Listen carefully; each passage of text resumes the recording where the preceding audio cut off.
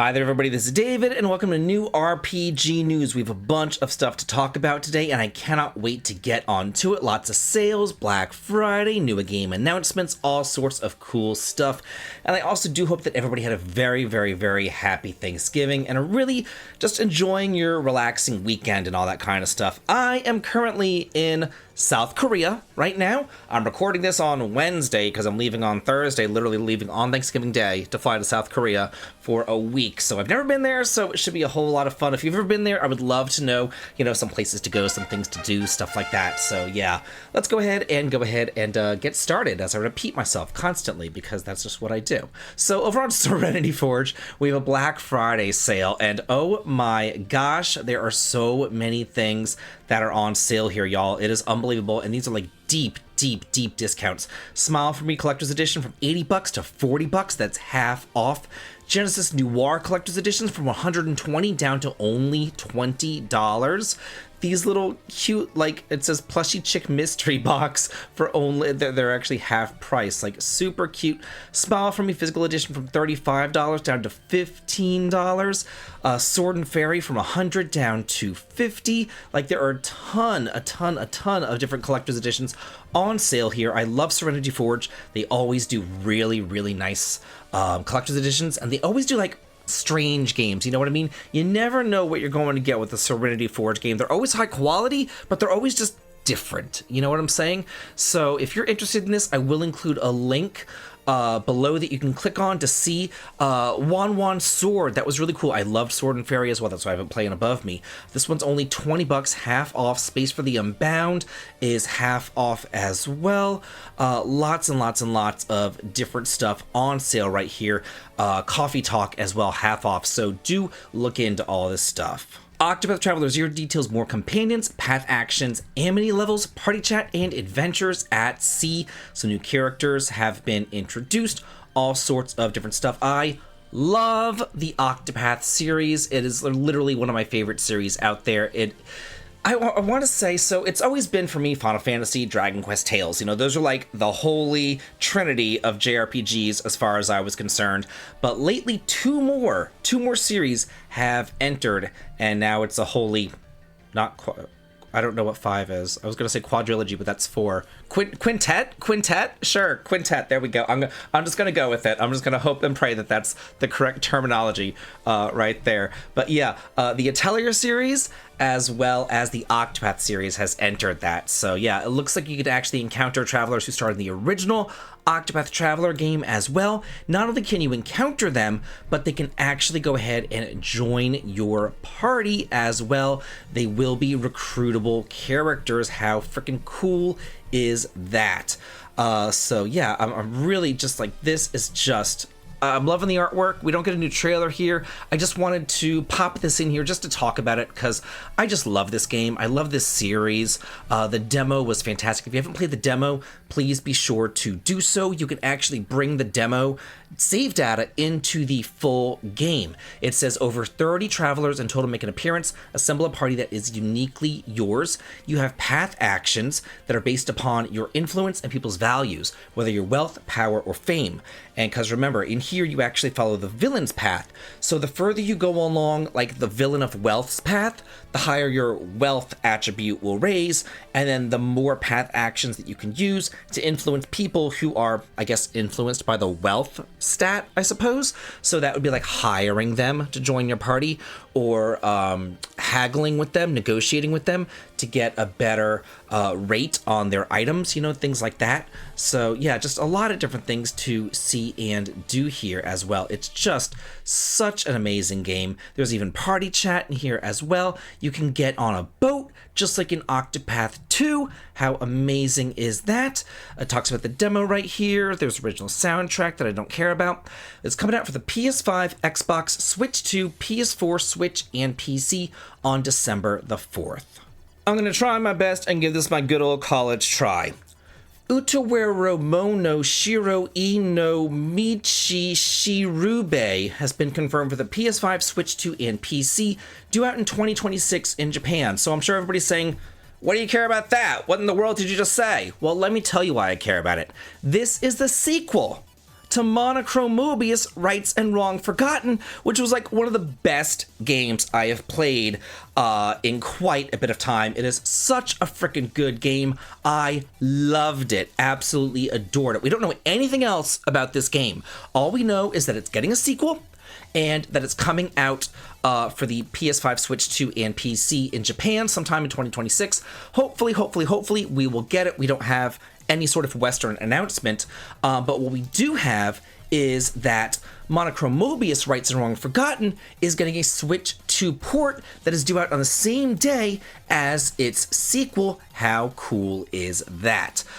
It says, again, a release date has yet to have been announced. I loved this game.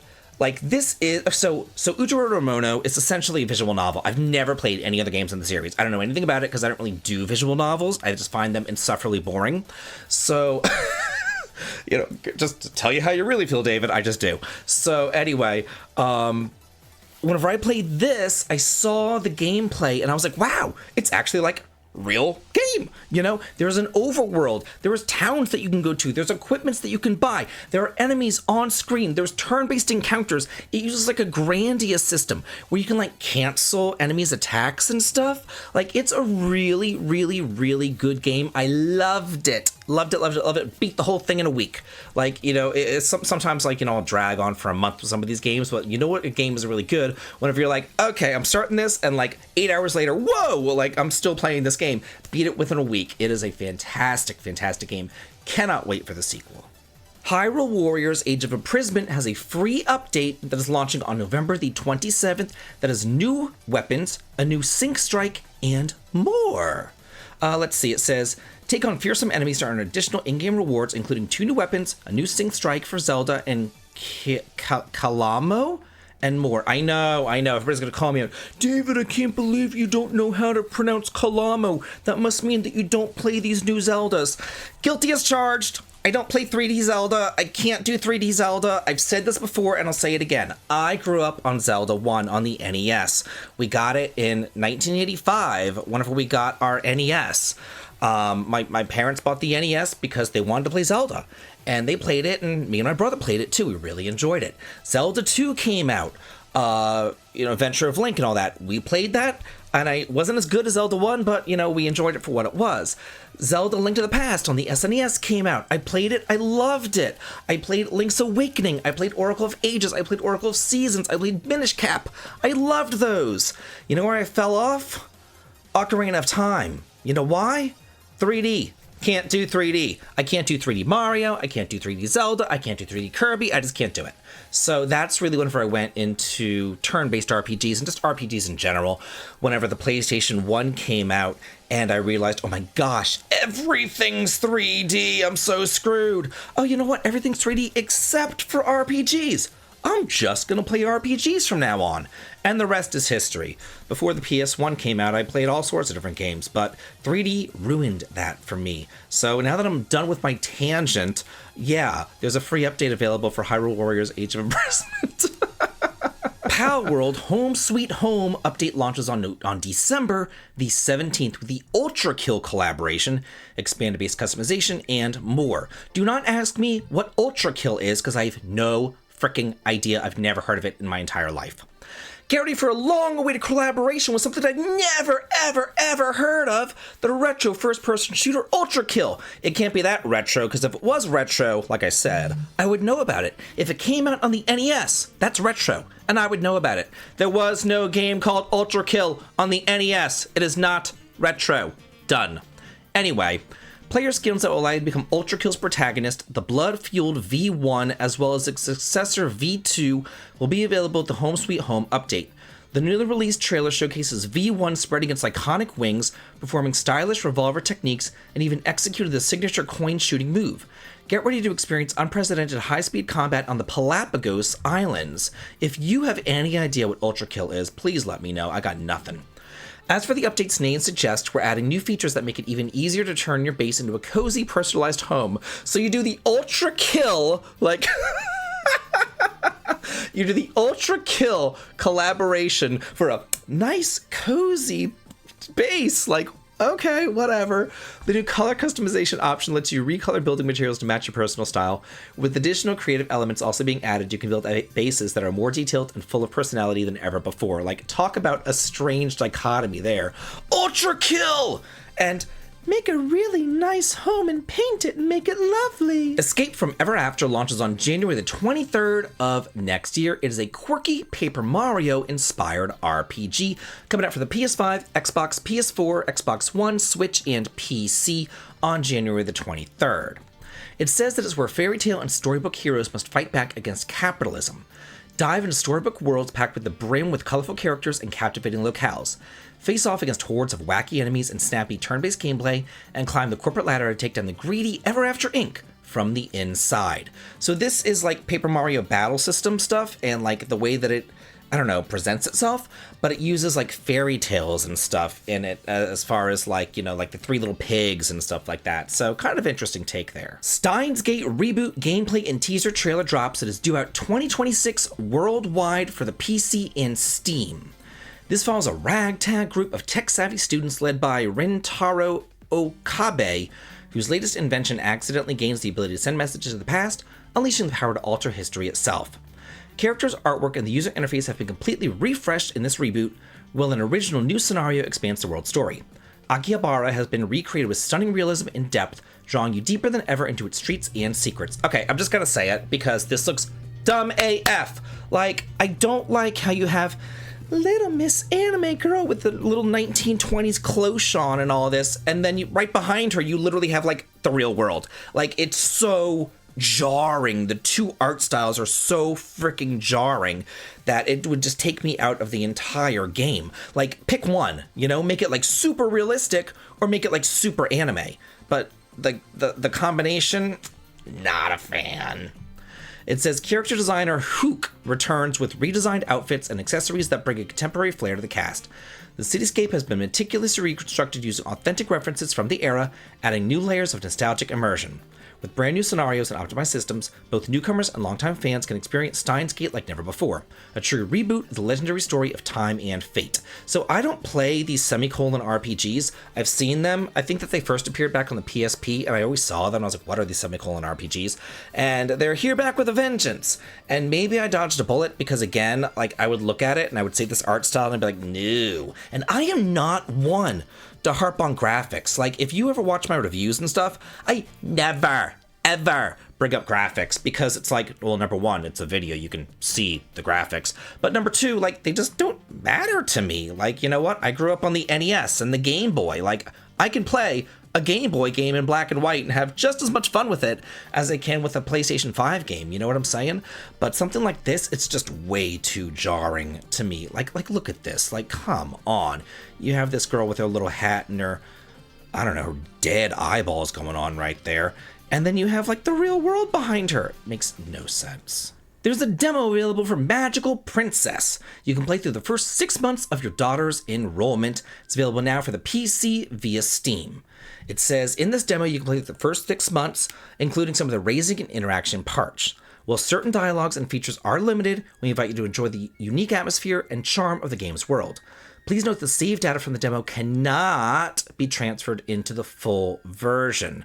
We do not have a full release date for the game either. This reminds me a lot of Wonder Project J. I'm just going to go way on back. The entire news episode, let me just go way on back.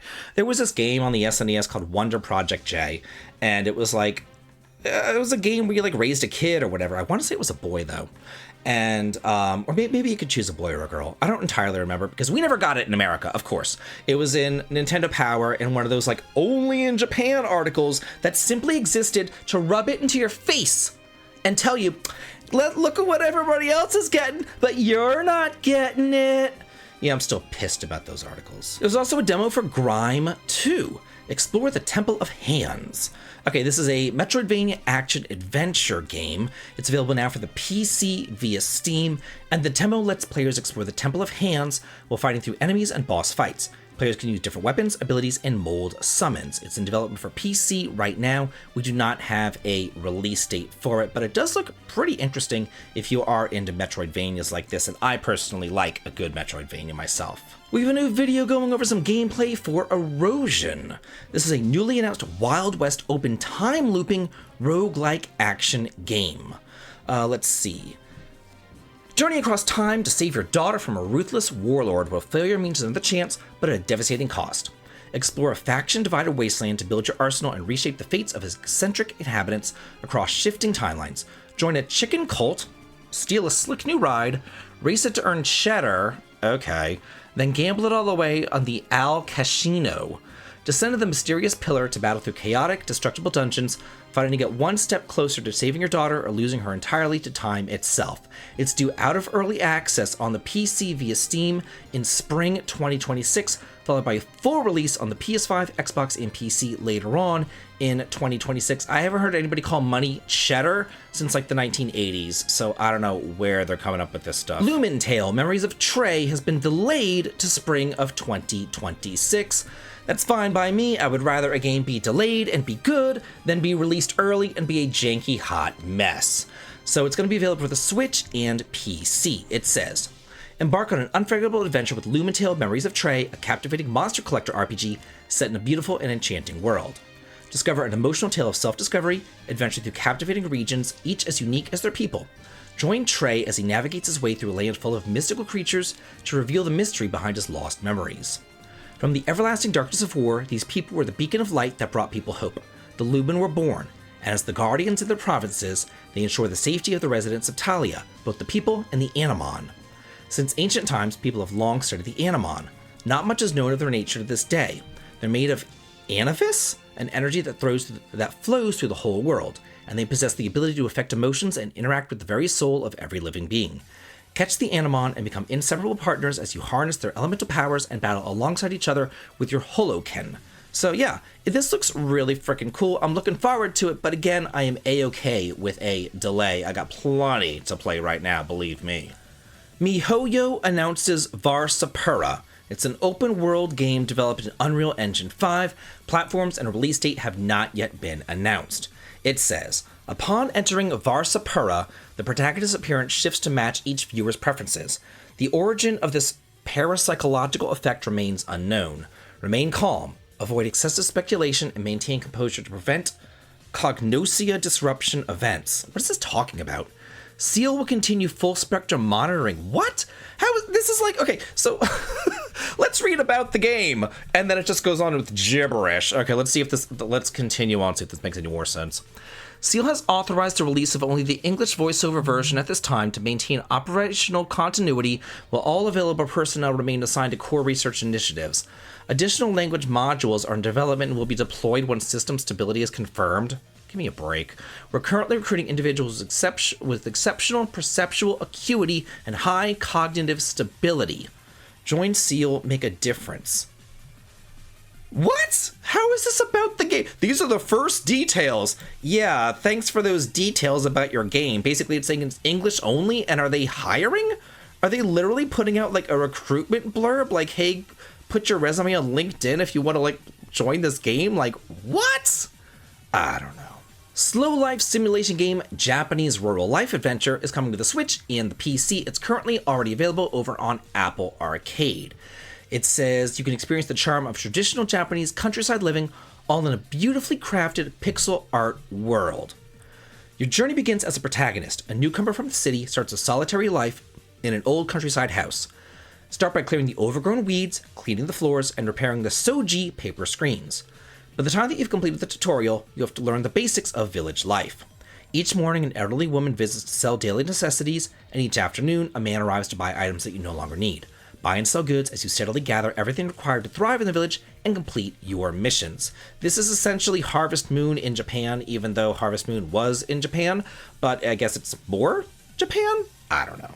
In news that should come as a shock to no one with like a working brain cell in their head, Sega, who obviously does not have a working brain cell in their head, is aware that its past definitive version releases could maybe be deterring players from buying games at launch.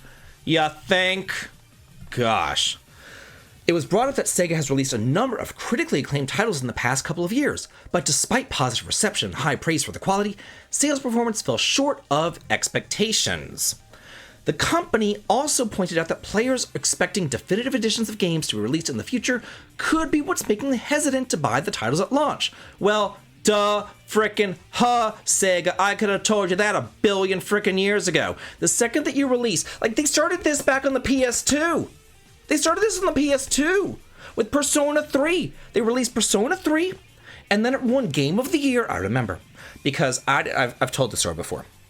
When Persona 1 and 2 came out, I didn't like them. Well, the reviews were terrible. Like, oh my god, these reviews were scathing. I remember one in particular for Persona 2 Eternal Punishment. They said, at least they got the subtitle right. It's nothing but punishment. So when Persona 3 came out, I'm like, oh, it's more Persona crap. You know, for 1 and 2 sucked. This one's going to suck too.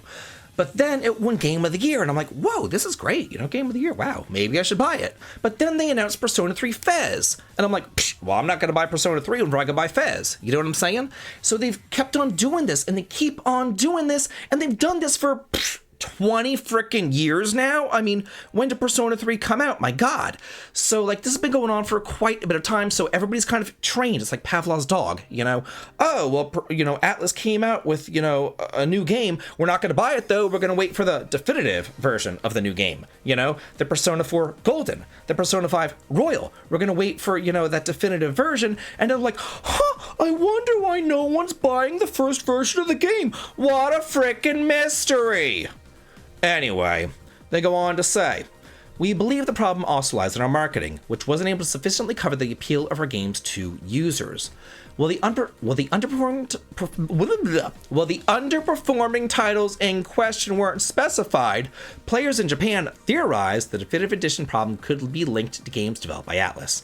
As one of the more recent examples, Shin Megami Tensei 5 was released in late 2021, and then an updated version, Shin Megami 5 Vengeance, launched in mid-2024, less than 3 years later. This seems to be the standard pattern for many of Atlus's new releases, including the Persona series. Yeah, indeedy frickin' do, it is. This is crazy. So hopefully, they're going to stop doing this. They're just going to release the actual definitive version first, or they're going to say, okay, well, we have updates for it, so we're gonna do, we're gonna actually utilize the technology that we have nowadays, which is, you know, DLC. They use DLC for everything else, so why don't they just DLC in that definitive version?